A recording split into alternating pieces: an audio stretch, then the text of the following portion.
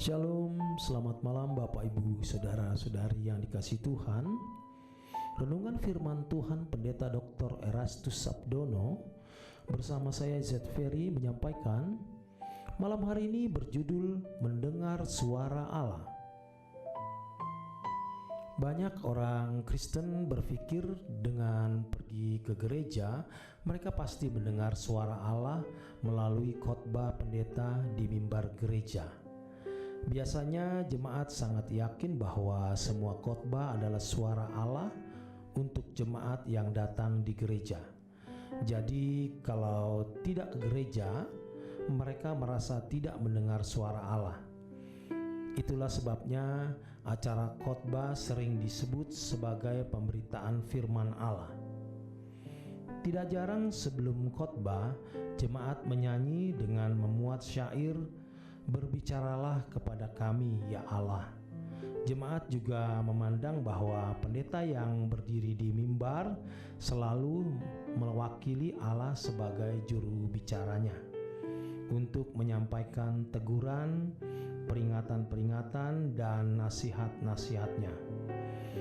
Itulah yang membuat jemaat mudah mempercayai seseorang pembicara yang berbicara atas nama Tuhan dalam menyampaikan segala sesuatu yang dipandang juga selalu sesuai dengan Alkitab. Tentu karena menggunakan ayat-ayat Alkitab sebagai landasannya, walau penafsiran pendeta tersebut belum tentu benar. Apakah setiap khotbah pendeta selalu suara Allah? Belum tentu. Khotbah pendeta belum tentu suara Allah atau memuat nasihat Allah. Khotbah yang didengar di gereja sering hanya sebuah paparan pandangan seorang teolog. Apakah pandangannya sendiri atau memaparkan pandangan orang lain, seperti pandangan para teolog di masa lalu? Tidak jarang khotbah pendeta di gereja hanya berisi paparan pikiran manusia yang tidak membawa perubahan dalam kehidupan jemaat. Di gereja-gereja tertentu yang pembicaranya sering mengatasnamakan Tuhan, nama Tuhan sering diobral begitu murahan. Jemaat yang tulus hati dengan mudah tertipu atau terpedaya. Pertanyaannya, apakah mimbar gereja bukan tempat Allah berbicara? Tentu saja itu sarana yang Allah gunakan untuk berbicara kepada umat. Tetapi masalahnya adalah apakah si pembicara benar-benar tinggal dalam Tuhan dan dia di dalam diri pembicara? Apakah pembicara benar-benar hidup di hadirat Allah dengan benar sehingga dipercaya menjadi juru bicara Allah? Dengan fakta bahwa Allah membiarkan lalang dan gandum tumbuh bersama-sama di dalam gereja, maka hal ini mengindikasikan bahwa Allah membiarkan adanya penyesat-penyesat di dalam gereja. Matius 13 ayat 34, kemudian juga ayat 20. Terkait dengan hal ini, Yesus berkata, "Celakalah dunia dengan segala penyesatannya." Memang penyesatan harus ada, tetapi celakalah orang yang mengadakannya. Matius 18 ayat 7. Untuk mengaku sebagai hamba Tuhan yang berbicara atas namanya bukan sesuatu yang sulit.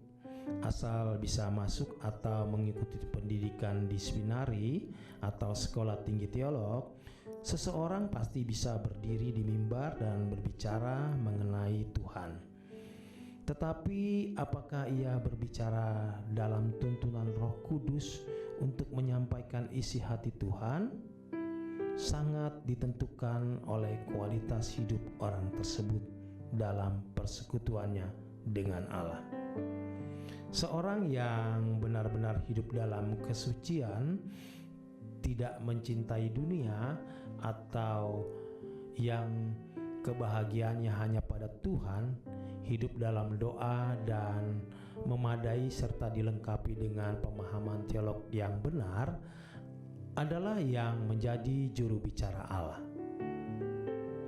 Dewasa ini banyak pendeta sangat cakap berbicara mengenai teologi. Hal ini tidak sulit diperoleh atau dilakukan kalau mereka belajar teologi di seminari atau sekolah tinggi teologi. Kecakapan seseorang berbicara mengenai teologi bukanlah jaminan atau ciri bahwa ia seorang hamba Tuhan yang benar dan pantas menjadi juru bicara Tuhan.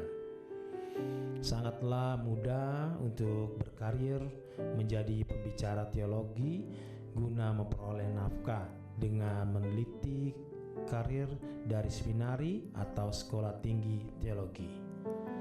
Oleh sebab itu, hendaknya kita tidak mudah percaya kepada mereka. Tentu tidak semua mereka hamba uang atau hamba karir untuk mencari popularitas. Itulah sebabnya persiapan seorang hamba Tuhan bukan hanya mengikuti rangkaian perkuliahan sehingga menyandang gelar sarjana atau magister atau doktor teologi, juga tidak cukup selama beberapa hari sebelum berkhotbah mengumpulkan naskah dari berbagai sumber.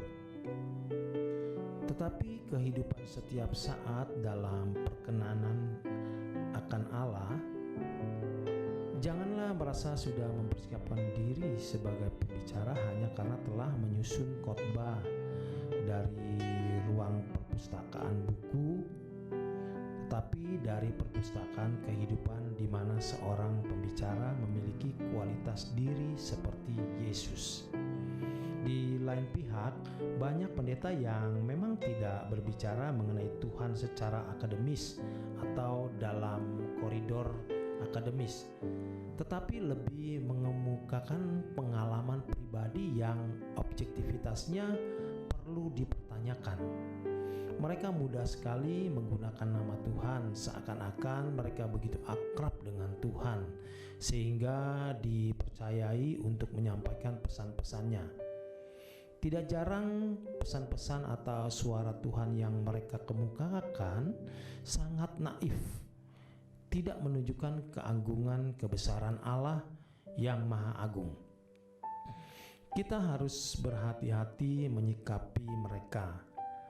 Kepada pembicara kelompok ini, jangan merasa puas telah berdoa lama di ruang doa atau menara doa, tetapi juga harus menggunakan nalar secara optimal dalam kejujuran untuk mengalami kebenaran Alkitab secara komprehensif berdasarkan kaidah-kaidah dan hermeneutik yang benar, serta kehidupan yang tidak dikuasai uang atau ambisi dihormati manusia.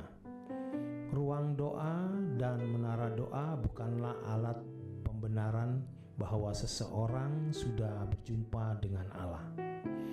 Perjumpaan dengan Allah juga harus dalam kehidupan setiap saat. Inilah hidup di hadapan Allah. Demikian kebenaran firman Tuhan. Selamat malam, selamat beristirahat. Tuhan memberkati.